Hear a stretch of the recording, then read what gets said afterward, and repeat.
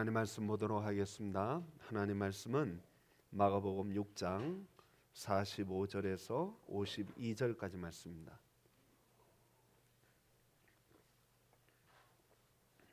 마가복음 6장 45절에서부터 52절까지 말씀 보도록 하겠습니다. 예수께서 즉시 제자들을 재촉하사 자기가 무리를 보내는 동안에 배 타고 앞서 건너편 벳사다로 가게 하시고 무리를 작별하신 후에 기도하러 산으로 가시니라.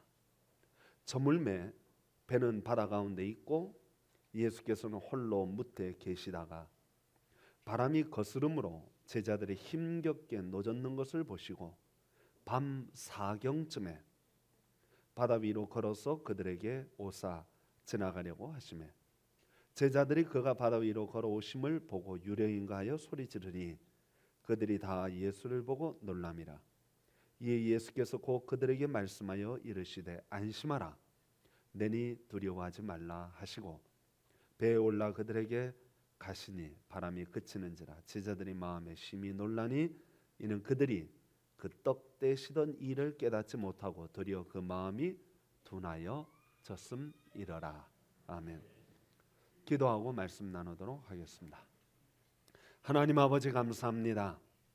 거룩하고 복된 주일 주님 앞에 저희들이 나왔습니다.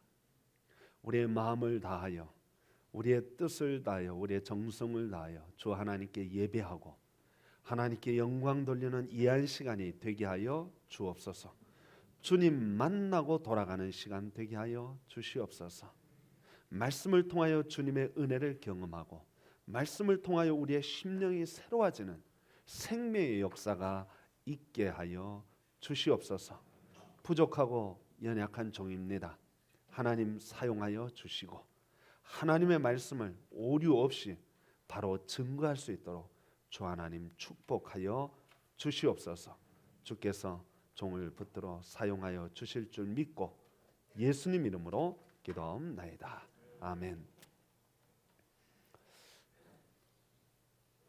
오늘 본문의 말씀은 오병이어의 기적 사건이 있은 다음에 바로 그 직후에 일어난 일입니다. 여러분 오병이어 사건은 다 아시겠죠? 오병이어 사건은 보리떡 5개하고 물고기 2마리로 5,000명을 먹이는 사건입니다. 여러분들 뭐 그런 이야기를 기독교에서 성경에서 교회에서 많이 들었기 때문에 여러분들은 별로 뭐 의미 있게 받아들일지 않을지 잘 모르겠지만 사실 요즘은 먹는 것으로 고민하는 사람들은 그렇게 많이 있는 것 같지는 않습니다. 우리가 한 60년만 과거로 돌아가서 보면은 먹는 것이 우리에게 심각한 문제였습니다. 그때 보릿고개라고 해서 하루 3끼를 먹는 게 너무 힘들 때가 있었습니다. 저희 집만 해도 저희 큰형이 영양실조로 죽었어요. 그만큼 어렸을 때 먹는 것 때문에 힘들고 어려운 시절이 있었습니다. 2000년 전으로 돌아가면은 60년 전이 아니라 2000년 전으로 돌아가서 예수님 당시의 삶을 우리가 생각해 보면 예수님 당시는 로마의 식민지하에 있었습니다. 우리나라도 일본의 식민지하에 있을 때 너무 힘들고 어려웠던 것처럼 로마의 식민지하에 있었던 이스라엘 나라는 말로 다 할 수 없이 어려웠습니다. 그 당시 하루 2끼 먹으면 부자였습니다. 그렇게 힘들고 어려운 시절에 예수님이 기적을 베푸시는데 물고기 2마리와 떡 5개로 5,000명을 먹이는 거예요. 5,000명. 제자들이 나누어 주는데 그 손에서 역사가 나타나기 시작하는 거예요. 막 나눠주니까 먹는 사람들이 먹으면서도 그걸 보면서도 환호성을 터뜨렸을까요? 안 터뜨렸을까요? 좋아했을까요? 안 좋아했을까요? 얼마나 좋아했을까요? 여러분 상상을 한번 해보세요.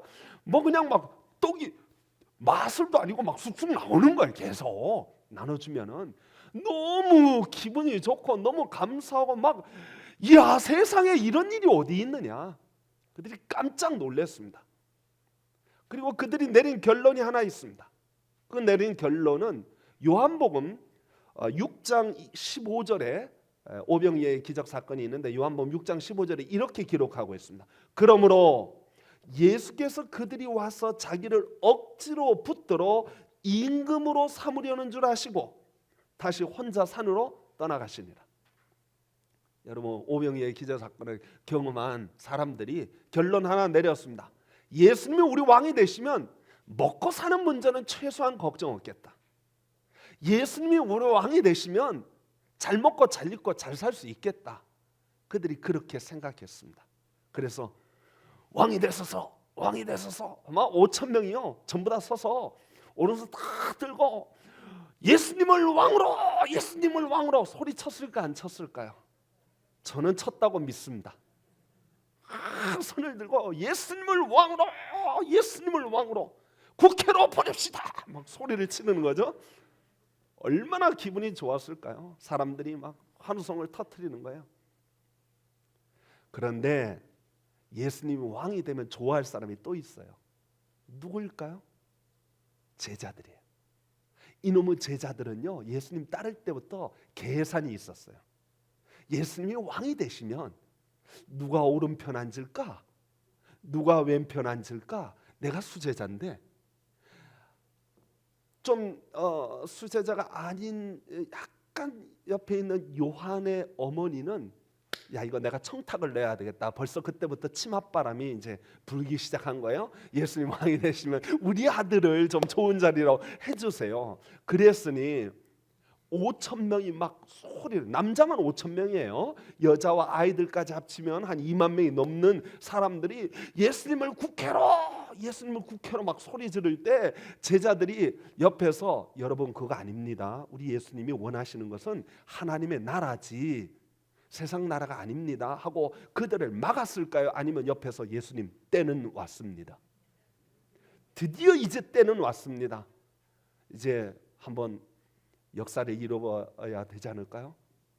이제 이스라엘 나라, 이 로마의 식민자에 있는 나라, 이거 한번 왕창 뒤엎어야 되지 않을까요? 그렇게 말했을까요? 한번 상상을 해보세요. 저는요, 제자들이 옆에서 예수님을 부추겼을 거라고 저는 확실히 믿습니다. 예수님 드디어 때가 왔습니다. 무엇으로 알 수 있느냐? 오늘 본문 말씀 45절 말씀에 이런 말씀이 있습니다. 예수께서 즉시 제자들을 뭐했다? 재촉했다. 뭐하라고? 너희들 배 타고 건너가. 왜 재촉했을까요? 왜 재촉했을까요?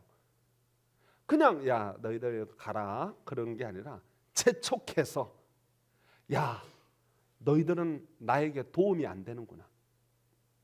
너희들이 이 사람들 몰려오면 막아야 되는데 하나도 도움이 안 되는 거야. 오히려 옆에서 막 계속 예수님 왔습니다. 때가 왔습니다. 합시다. 막 그러니까 예수님이요 이게 도움이 안 되니까 열을 받으신 거예요. 그래서 재촉한 거예요. 야 너희들까지 왜 이러느냐. 빨리 가라 빨리 가. 도움이 하나도 안 되는구나. 빨리 가라. 그러면서 배를 태워가지고 보내신 거예요.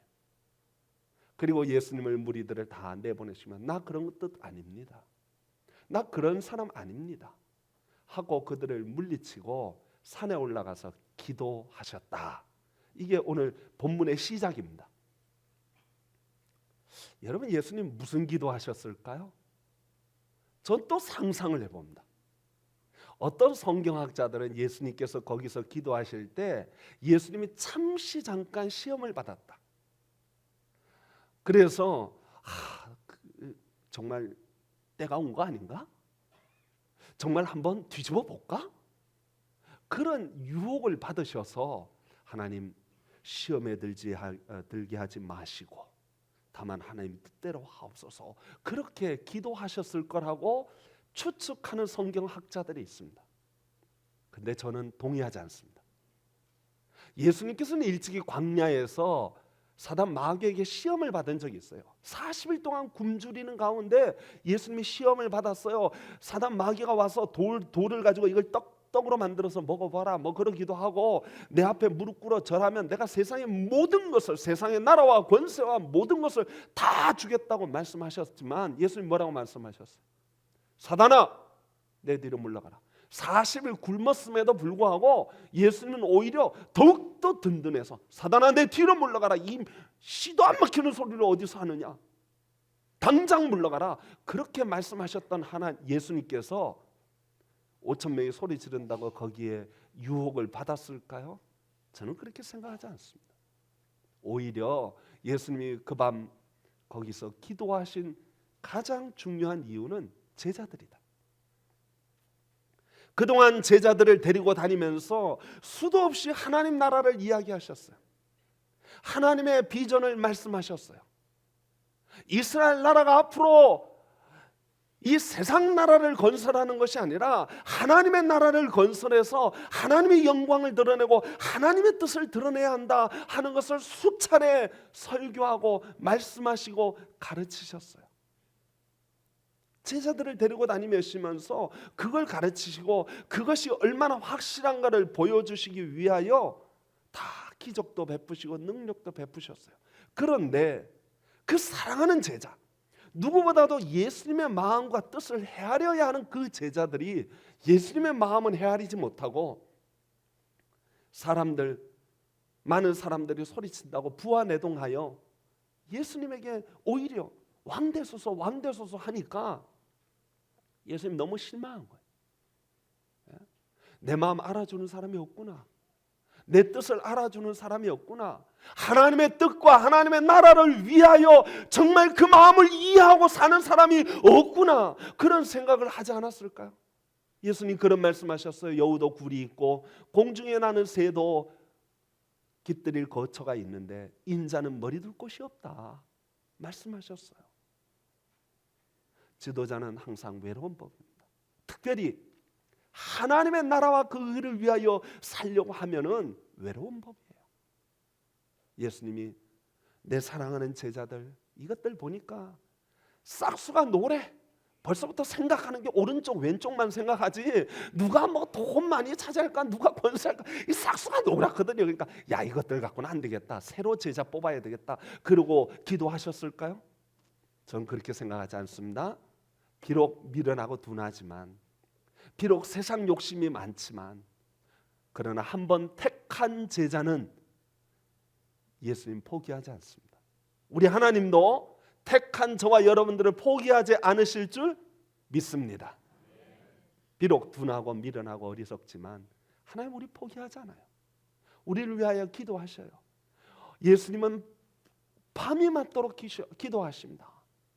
하나님, 저들이 하나님의 뜻을 알고 하나님의 나라를 알고 하나님의 세상을 알게 해 주옵소서. 그 제자들을 위하여 기도했을 거라고 생각합니다. 제자들은 자꾸만 삼천포로 빠져요. 그래서 여러 차례 시험도 하고 테스트도 합니다. 여러분, 오병이어 기적 베풀 때 예수님이 사랑하는 제자 빌립에게 물어요. 야, 빌립아, 어떻게 하면 저 사람들 어떻게 할까? 이 빌립이요, 예수님 따라다니면서 기적 봤어요, 안 봤어요? 봤죠? 물로 포도주 만드는 거 봤죠? 예? 죽은 사람 살려내는 것도 봤고 앉은 배 일으키는 것도 봤고 다 봤어요.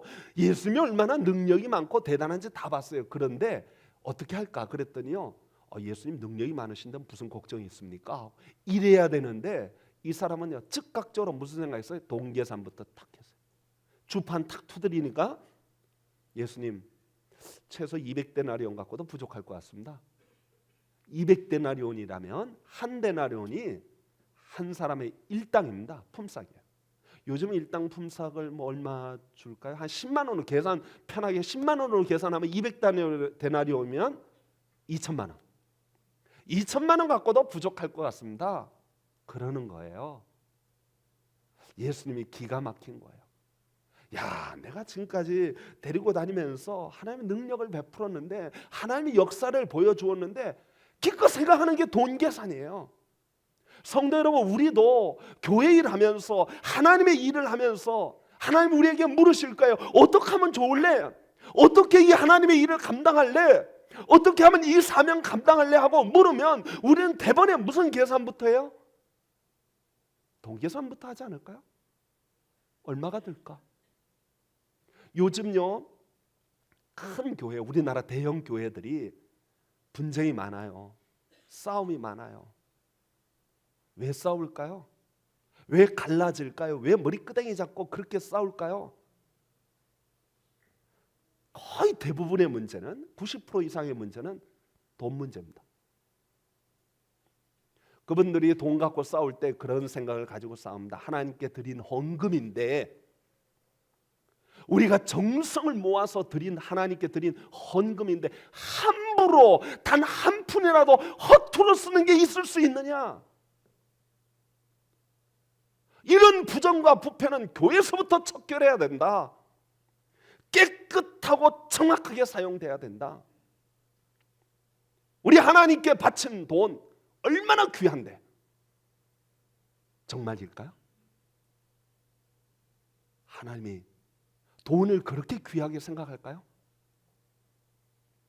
하나님이 돈이 정말 그렇게 가치 있다고 생각할까요? 우리 하나님이요, 돈 별로 가치 있다고 생각하지 않아요. 자기 집을 팔아가지고 바쳤는데 예수님이 별로 기뻐하지 않아요. 큰 돈을 헌금하면 막 주르르 쏟아 넣는데 그걸 칭찬하지도 않아요. 우리 하나님이, 우리 예수님이 정말 귀하게 생각하는 게 무엇일까요? 돈일까요? 정말 돈일까요? 돈 많은 성도가 오면 너무 좋아하고, 야 정말 귀한 성도가 왔구나, 그렇게 말씀하실까요? 교회 헌금을 많이 바치면 야 정말 대단하구나 하고 예수님이 칭찬하시고 기뻐하실까요? 우리 하나님 돈 별로 중요하게 생각하지 않아요. 뭘 중요하게 생각하는지 아세요? 돈보다 더 귀한 게 있어요. 온 천하보다 귀한 게 있어요. 사람이 그 생명을 잃으면 온 천하를 얻어도 무슨 유익이 있겠느냐? 하나님이 귀하게 여기시는 것은 한 사람의 생명입니다. 한 사람을 얼마나 사랑으로 끌어안고 포용하고 이해하고 용서하느냐 하는 거예요. 여러분, 사람을 포용하고 끌어안고 이해한다는 게 쉬운 일 같아 보이죠? 쉽지 않습니다. 왜냐? 사람은 다 죄인이기 때문입니다. 사람은 다 부족하고 껄끄러운 게 있기 때문입니다. 어떤 사람은 돈 문제가 있어요. 어떤 사람은 가정에 문제가 있고, 어떤 사람은 뭐 이런저런 문제가 있어요. 그런 문제 있는 사람을 끌어안고 포용하고 안아주고 이해해서 그 사람을 구원해내는 것이 기독교의 사명이고 예수님이 이 땅에 오신 목적입니다. 돈, 그깟 돈 누수되면 어때? 쓰려면 써. 한 사람의 영혼이라도 구원해야지. 한 사람의 생명이라도 구원해야지. 그게 바로 우리의 사명이고, 그게 교회의 사명이고, 그게 기독교의 사명이고, 그게 예수님이 이 땅에 오신 목적이라는 것입니다. 우리 서북교회에 날마다 헌금이 얼마나 들어오느냐 하는 것보다 더 중요한 게 있습니다. 우리 서북교회 날마다 얼마나 새로운 심령들이 우리 교회에 찾아오느냐 하는 것이 100배, 1000배, 만배 더 귀합니다. 요즘 기독교가 전도가 안 된다고 합니다. 그리고 포기합니다. 관심이 없습니다. 사람의 영혼에 대하여 관심이 없습니다. 생명에 대하여 관심이 없습니다. 하나님의 나라가 무엇인지 잘 모릅니다. 그저 돈 갖고 계산하는 것만 생각합니다. 성도 여러분, 잠자는 우리들이 이제 깨어야 합니다. 우리의 본질적 사명이 무엇인지 알아야 하는 거예요. 한 영혼을 살려야 합니다. 우리 주변에 죽어가는 영혼들을 구원해낼 줄 아는 그런 불타는 심령이 우리에게 있어야 하는 거예요. 그것이 예수님이 정말 귀하게 생각하는 거예요. 오늘 여기 제자들은 사람보다는 돈 계산부터 했습니다. 예수님이 누차 하나님의 나라를 이야기하고 하나님의 복음을 이야기하고 하나님의 나라와 복음을 이야기하면서 수많은 사람들을 구원하고 건져야 되겠다고 얘기하지만, 얘기 들을 때는 아멘합니다. 마음에 감동합니다.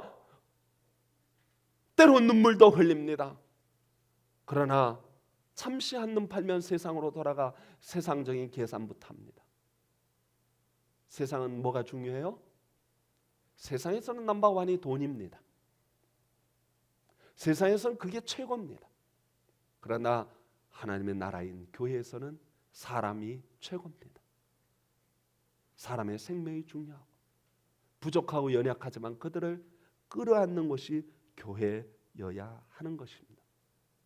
오늘 본문 6장 52절 말씀에 이런 말씀이 있습니다. 이는 그들이 그 떡 떼시던 일을 깨닫지 못하고 도리어 그 마음이 둔하여졌음이러라. 어떤 번역 성경에는 보니까 그 마음의 눈이 어두워졌다 그렇게 말하고 있습니다.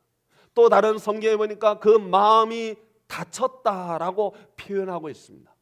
비슷비슷한 말이지만 그 의미를 좀 더 풍성하게 해주는 거예요. 여러분, 이들이 하나님의 말씀을 듣고 하나님의 기적을 보고 하나님의 능력을 보면 하나님께 영광을 돌리고 하나님의 나라와 그 의를 위하여 힘쓰고 애써야 하는데 그들의 마음의 눈이 어두워져서 그들의 마음 문이 닫혀서 말씀을 들을 때는 아멘하고 감사하지만 세상으로 나아가면 세상적인 방법으로 세상적인 생각으로 살아가는 거예요. 예수님이 답답하신 거예요. 이 마음 문 닫힌 제자들, 이 마음의 눈이 어두워진 제자들, 하나님 저들의 마음 눈을 다시 한번 열어주시옵소서. 볼 걸 보게 하시고 영적인 비전을 갖게 하시고 영적인 나라를 위하여 하나님의 나라를 위하여 힘쓰고 애쓰는 진정한 제자들이 되게 하여 주시옵소서. 주님이 기도하십니다. 얼만큼 기도하셨을까요?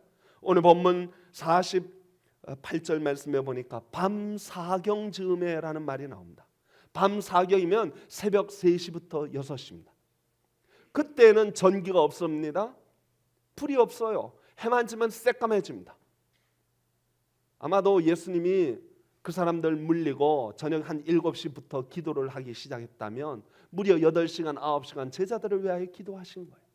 하나님, 우리가 살 길은, 저 제자들이 살 길은 먹는 게 아니고 마시는 게 아니고 배부른 게 아니고 하나님 나라를 아는 것입니다.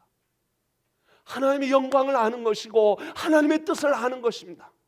하나님, 우리 서북교회가 살 길은 말씀 앞에 깨우지고 하나님의 나라와 비전을 바라보고 그 일을 위하여 힘쓰고 애쓰는 것입니다. 하나님, 저들의 마음 눈을 열어주시옵소서. 저들의 마음 문을 열어주시고 저들이 볼 걸 보게 하여 주시옵소서. 주님은 지금도 우리를 위하여 기도하고 계시는 줄 저는 믿습니다. 성도 여러분, 우리의 마음 눈이 열려지기를 소망합니다. 우리의 영적인 세계가 열려지고 주님의 비전이 우리의 비전이 되어지기를 축원합니다. 여러분, 예수님이 기도를 한참 하는데 제자들을 보니까 어두운 밤바다에 풍랑을 만나 힘겹게 노를 젓고 있어요. 힘겹게. 예수님이 그들을 보시고 찾아가십니다. 유대인들은 갈릴리 바다를 인생과 비교합니다. 출발할 때는 참 멋지게 출발했는데 뜻하지 않게 풍랑이 많아요. 갈릴리 바다에. 인생을 사는 동안에 그렇습니다. 멋지게 출발하지만 뜻하지 않는 어려움을 많이 겪게 됩니다. 예수님은 그들을 쫓아가서 그들의 어려운 문제를 해결해 주시면서 다시 한번 깨우쳐 주십니다. 예수님의 목적은 순간순간 어려움을 해결해 주는 것이 아니고 오병이어의 기적으로 먹고 마시는 문제를 해결하는 것이 아니다. 요한복음 6장에 보면은 오병이어 사건 뒤에 바다에서 제자들을 구한 사건이 끝나고 제자들에게 오병이어의 사건을 다시 한번 설명해 주는 이야기가 나옵니다. 사람들이 왜 나를 왕으로 삼으려고 했는 줄 아느냐? 저들은 떡을 먹었기 때문이다. 그래서 나를 왕으로 삼으려고 하는 것이다. 저들은 먹고 사는 문제 때문에 나를 왕으로 살려고 하는 것이다. 예수 믿으면 복받고 예수 믿으면 형통하고 예수 믿으면 잘 먹고 잘 입고 잘 살 거라고 생각해서 그들은 나를 왕으로 삼으려고 했던 것이다. 근데 나 그거 아니야. 나는 세상의 왕이 되려고 한 게 아니야. 그리고 그들을 거절했을 때 그들이 다 떠나갔다. 너희도 나를 떠나가려느냐? 너희도 나 믿는 이유가 단순하게 먹고 마시는 것 때문이냐? 너희도 나를 따르는 이유가 단순하게 이 땅에서 형통하고 이 땅에서 잘 되는 것, 그것 때문에 나를 따르려느냐? 예수님이 제자들에게 물어요. 다른 사람들 다 갔다. 너희는 어떻게 할 것이냐? 예수님 그런 말씀하셨어요. 좁은 문으로 들어가라.